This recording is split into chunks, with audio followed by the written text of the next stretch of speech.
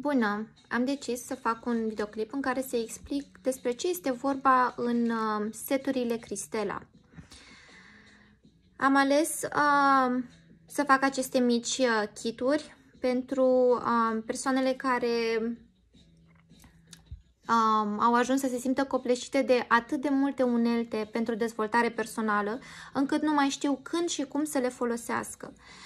Am fost și eu în situația aceea. Mie mi-a luat ani de zile să integrez în rutina mea zilnică aceste unelte.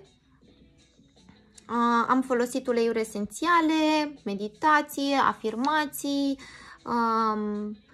pietre semiprețioase și așa mai departe.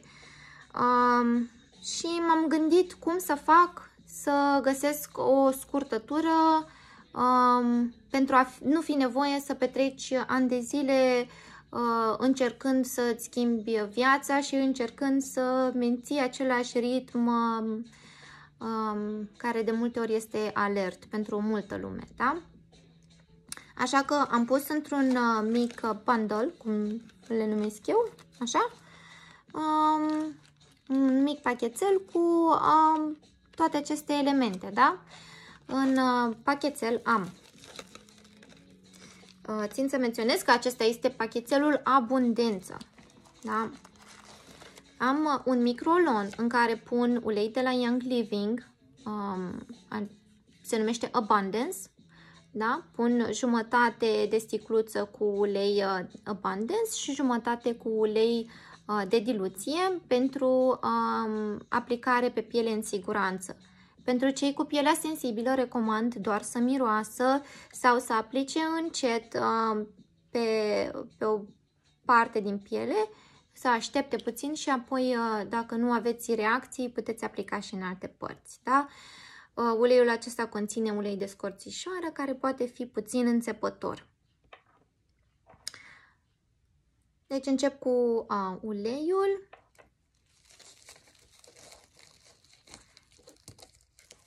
O lumânărică, da? Și un lemn de Palo Santo.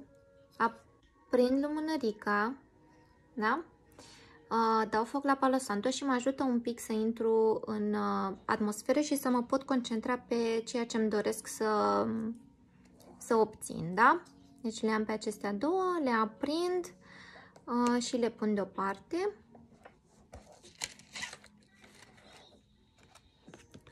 Iau cartonașul acesta, este cu afirmații pentru abundență. Pe spate am un ghid. Sunt instrucțiuni pe care le puteți urma. Așa. Și în același bundle am și o mică brățară, da? Făcută din pietre semiprețioase. Sunt destul de pretențioasă cu pietrele pe care le aleg. Caut să aleg calitate destul de înaltă, în funcție și de ce găsesc și la furnizori. Este ușor de folosit, purtat, o puteți purta tot timpul, de-a lungul întregii zile, nu este incomodă. Ce fac eu cu toate acestea? Când îmi doresc să mă relaxez puțin, îmi iau 15-20 de minute maxim, aprind lumânarea, dau foc la lemnul de Palo Santo, mă concentrez pe mine și pe momentul prezent, aplic uleiul sau îl miros, trag aer în piept de câteva ori.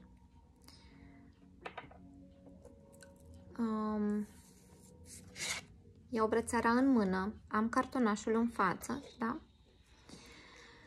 Și după ce mi-am calmat sistemul limbic, după ce am respirat de câteva ori adânc, citesc afirmațiile cu voce joasă și rar și cu cât de multă bucurie pot eu, da?